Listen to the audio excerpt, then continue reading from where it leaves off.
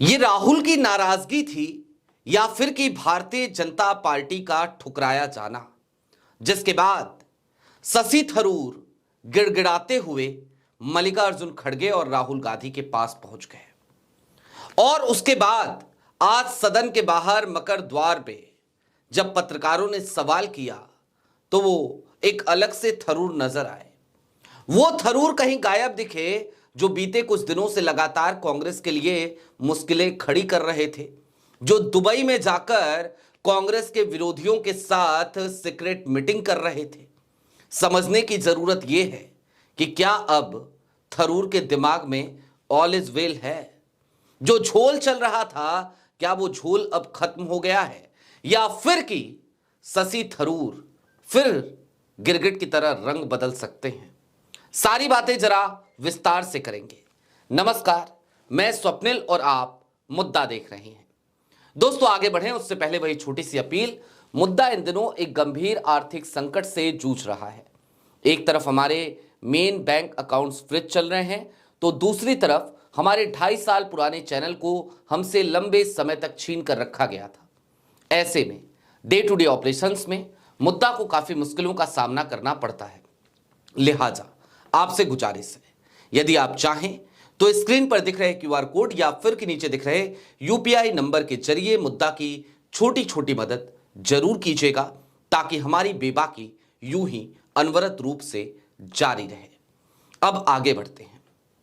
शशि थरूर को केरल के मंच पर, उस मंच पर जहां राहुल गांधी मौजूद थे, वहां सम्मान नहीं मिला। शशि थरूर उसके बाद से नाराज चल रहे हैं। शशि थरूर ने शकील अहमद के बयान पर भी जो प्रतिक्रिया दी, वो प्रतिक्रिया कहीं ना कहीं इस बात की ओर ही इंगित कर रही थी कि थरूर कांग्रेस से अलग राह लेते हुए नजर आ रहे हैं। लेकिन इन सब के बीच आज की तारीख में बहुत कुछ अनोखा हो गया। मसलन थरूर एक बार फिर राहुल गांधी और मल्लिकार्जुन खड़गे के दरवाजे पर खड़े हो गए, और इसे थरूर का गिड़गिड़ाना ही कहा जाना चाहिए। अब क्यों गिड़गिड़ाना कहा जाना चाहिए वो हम आगे समझेंगे, लेकिन उससे पहले जरा मैं आपको कुछ चीजें दिखा देना चाहता हूं। मसलन सबसे पहले तो शशि थरूर का एक ट्वीट है आपकी स्क्रीन पर। थरूर लिखते हैं, thanks to Congress president Mallikarjun खड़गे ji and Lok Sabha leader of opposition Rahul Gandhi ji for a warm and constructive discussion today on a wide range of subjects. We are all on the same page as we move forward in the service of the people of India. और जो बातें थरूर ने आज यहां लिखी हैं, वही बातें आज उन्होंने सदन के बाहर मकर द्वार पे कही हैं। जरा थरूर का वो बयान भी सुनिए। साइड में करते हैं।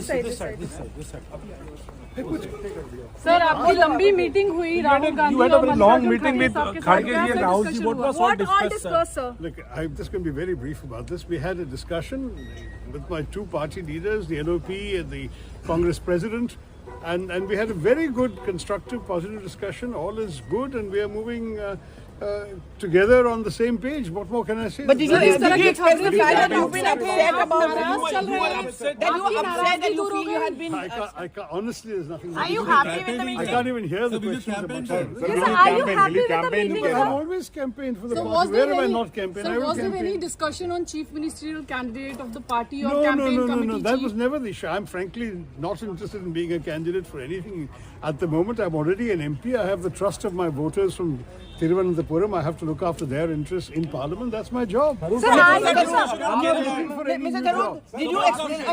Mr. Tharoor, did you tell them about the fact that some party leaders may not have been very charitable about you? Did you mention that? One minute. Take care of it. So are you satisfied with the meeting then?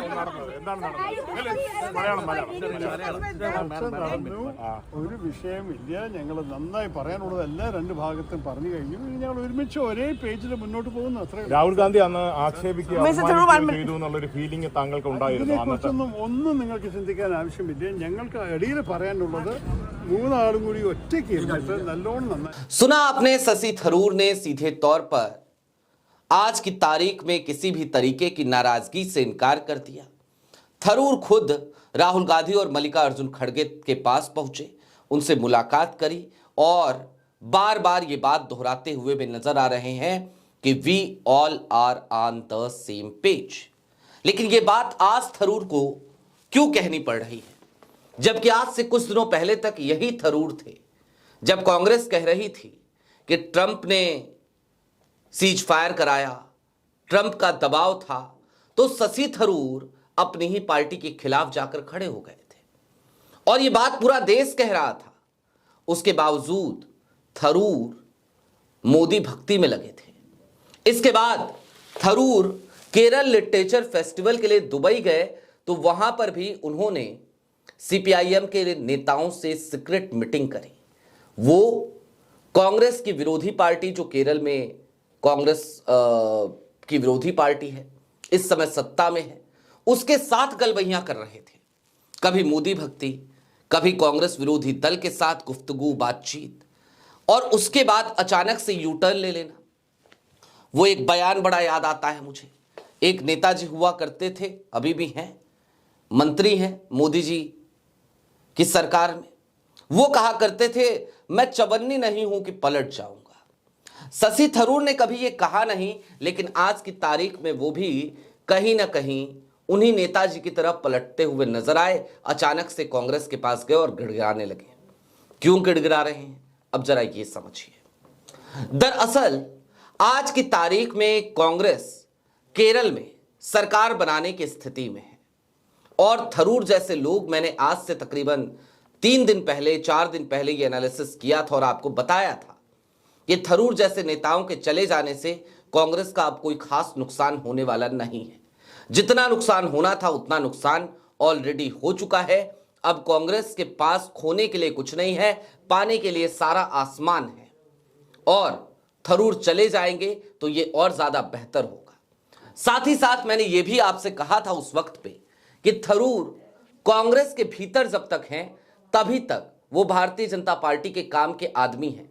जैसे ही Tharoor Bharatiya Janata party के साथ जाकर खड़े हो जाए, कांग्रेस को छोड़ दें, वैसे ही वो यूजलेस हो जाएंगे मोदी जी के लिए, वो यूजलेस हो जाएंगे भारतीय जनता पार्टी के लिए। क्योंकि कांग्रेस के भीतर रहकर जब वो इस तरीके के बयान देते हैं, कांग्रेस विरोधी बातें करते हैं, तो भारतीय जनता पार्टी को प्रेस कॉन्फ्रेंसेस करने का मौका मिलता है, कांग्रेस को घेरने का मौका मिलता है। अब भारतीय जनता पार्टी से तो दुत्कार ही पड़ी। वहां पे तो एंट्री पे बैन लगना ही था, वो बैन लगा होगा निश्चित तौर पर। दूसरी तरफ सीपीआईएम के साथ जाकर भी क्या करते? केरल में वर्तमान समय की जो सरकार है पिनरई विजयन की, वो इस चुनाव में उसकी विदाई लगभग तय मानी जा रही है।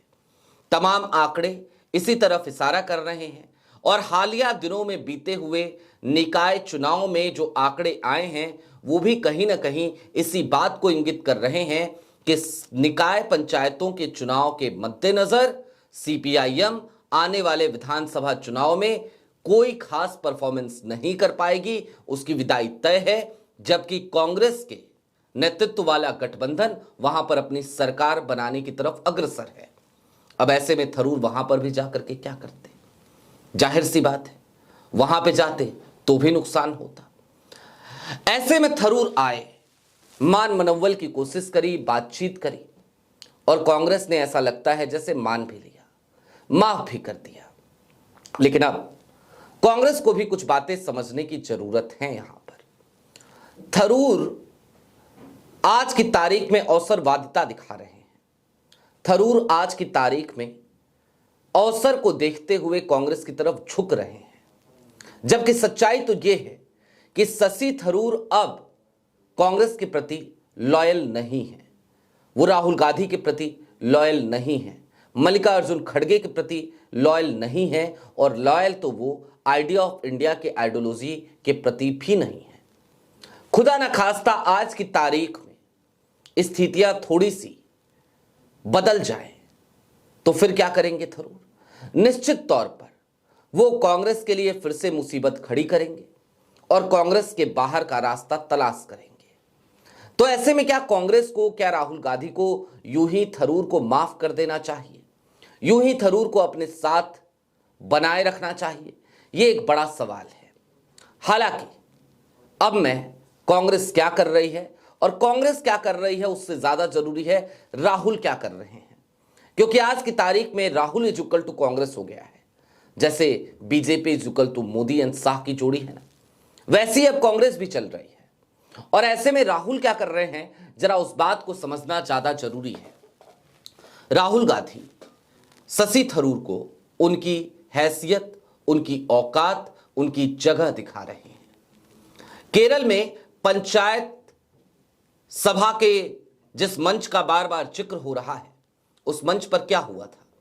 राहुल गांधी के पहुंचने से पहले ही कह दिया गया शशि थरूर को कि अपना भाषण आप खत्म कर लीजिए।